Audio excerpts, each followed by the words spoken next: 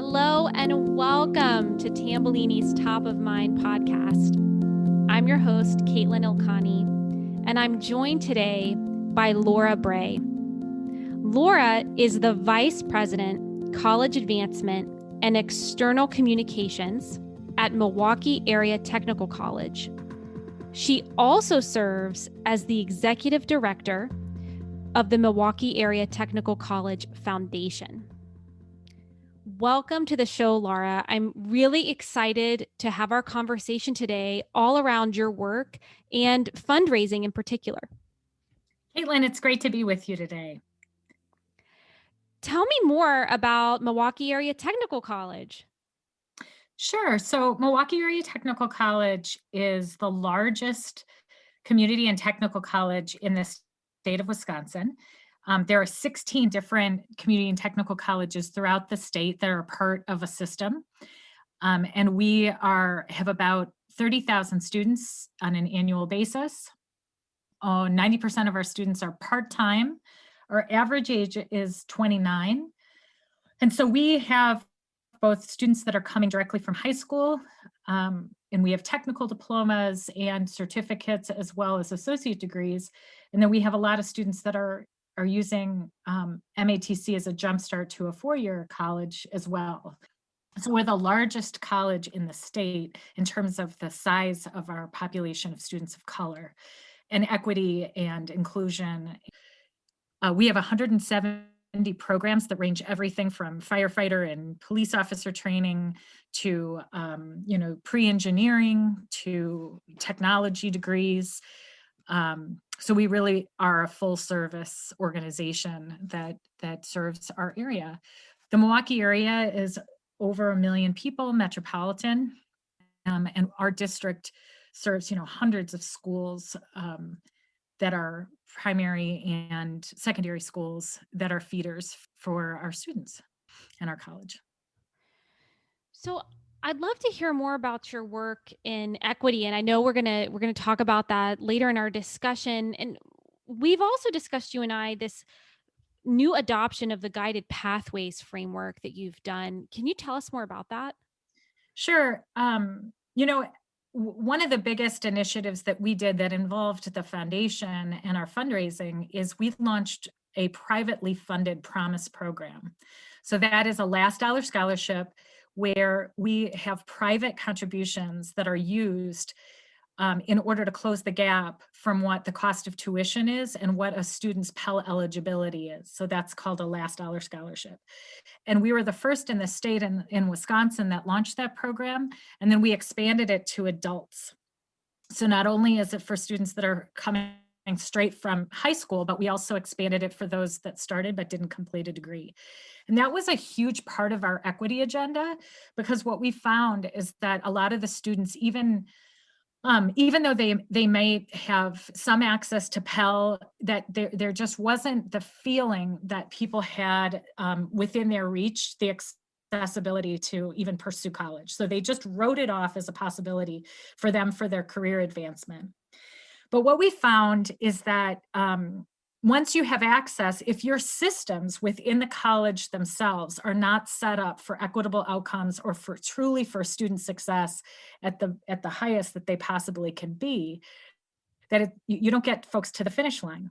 Mm-hmm. And so we've really taken a look at the data within our institution, both around an equity lens, but also just in general of our completion and our student success, and realized that our own structures were getting in the way. And so we've adopted guided pathways as the framework to restructure how our schools are organized, how our programs are grouped, how advising and counseling works, actually like restructuring lines, positions throughout the entire college.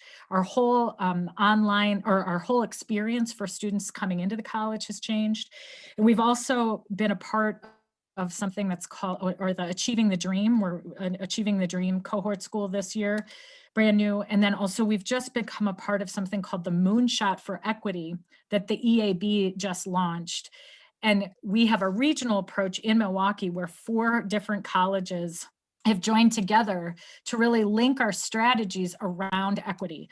So are looking at best practices from advising to counseling to how scholarships are structured and how we do emergency grants and all of that, to really link it more to student success and specifically to success in equitable outcomes and really removing some of those gaps. So it's data driven, all of the things that I mentioned, a lot of technology, things like adopting EAB Navigate, really focusing on the structures and the processes within an institution that at scale can bring very significant outcomes for students.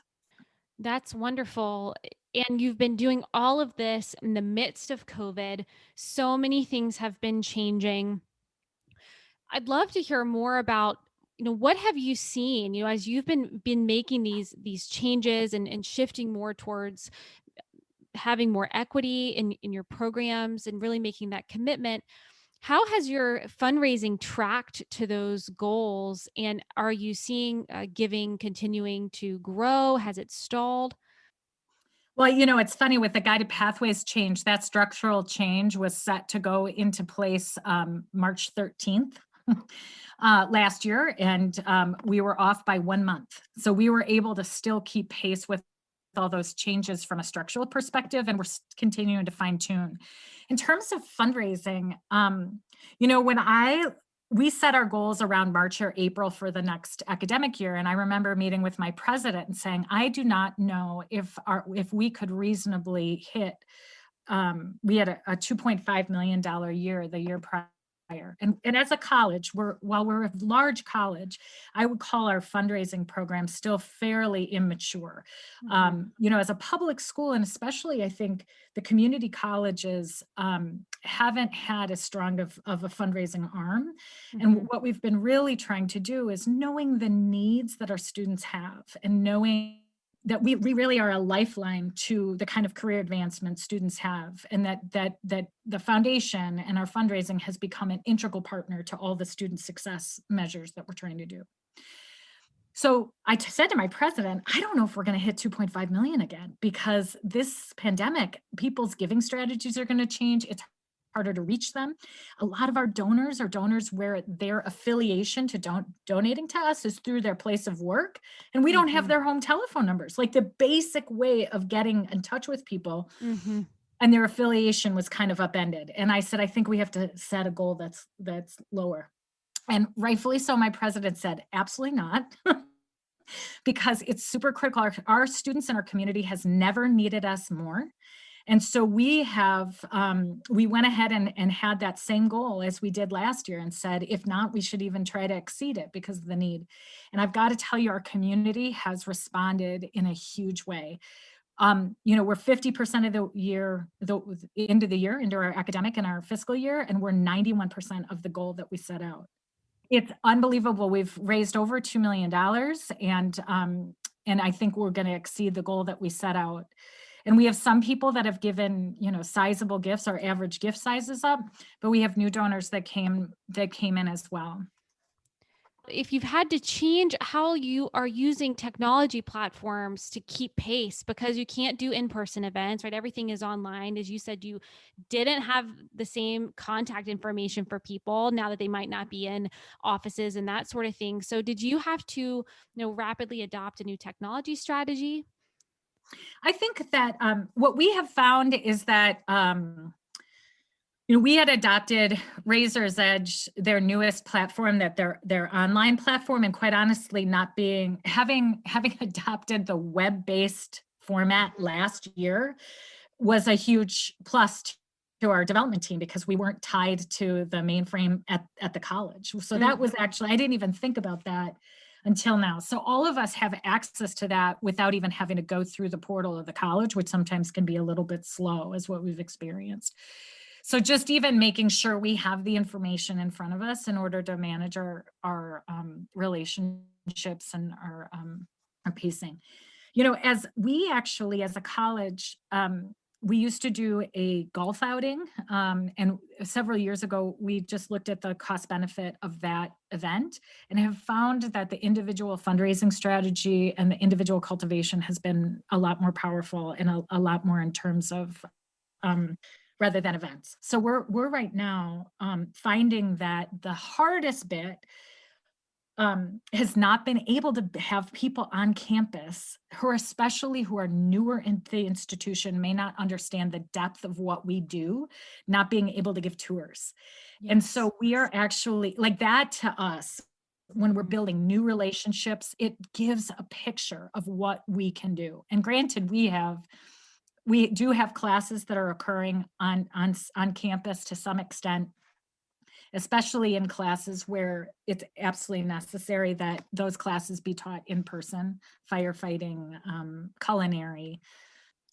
But what we're doing is these really neat Zoom meetings where we've been able to have students, scholarship students, meet directly with their donors. And it's actually been really intimate.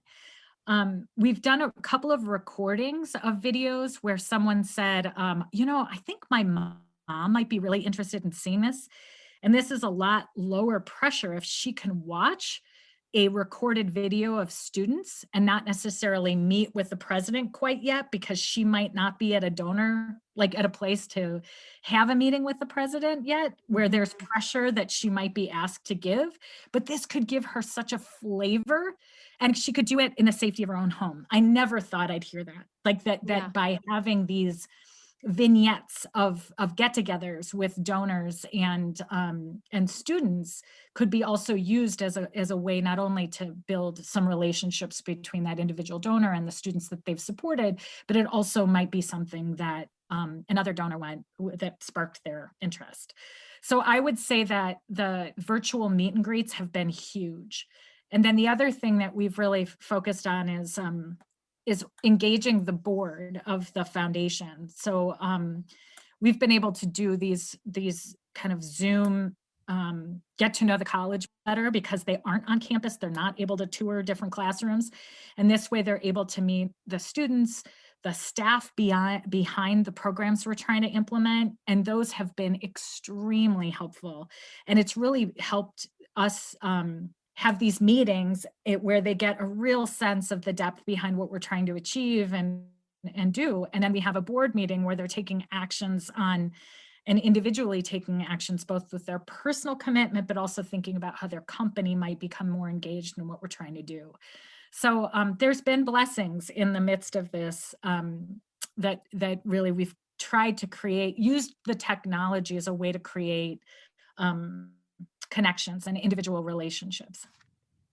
That's really wonderful to hear. I feel like people have found strategies through the pandemic that you may even want to continue after we go back to a more, normal lifestyle, but that it allows for maybe even being able to find donors now outside of your physical area, right? I mean, looking for people who may have moved out of the area who couldn't come in there in person, but who could still be a great donor option.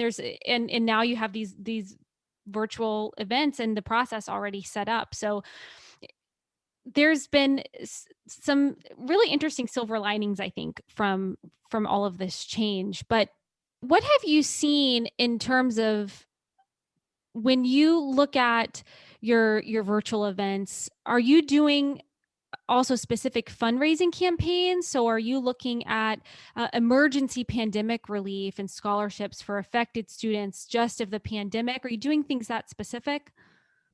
So we, for the Promise campaign, the Promise that I mentioned earlier, because other states have funded that through public dollars, like in the state of Tennessee, for instance, they fund it entirely, this last dollar scholarship, through public funds. So in order to make the promise happen in Milwaukee, we need to have private donors. And we were getting ready at the beginning of this year to launch a major campaign, and that's where we were heading toward. And we had to really put that the kind of like the public phase of the campaign on hold. And so, like I said, our focus has been really more friend raising than fundraising and preparation for that.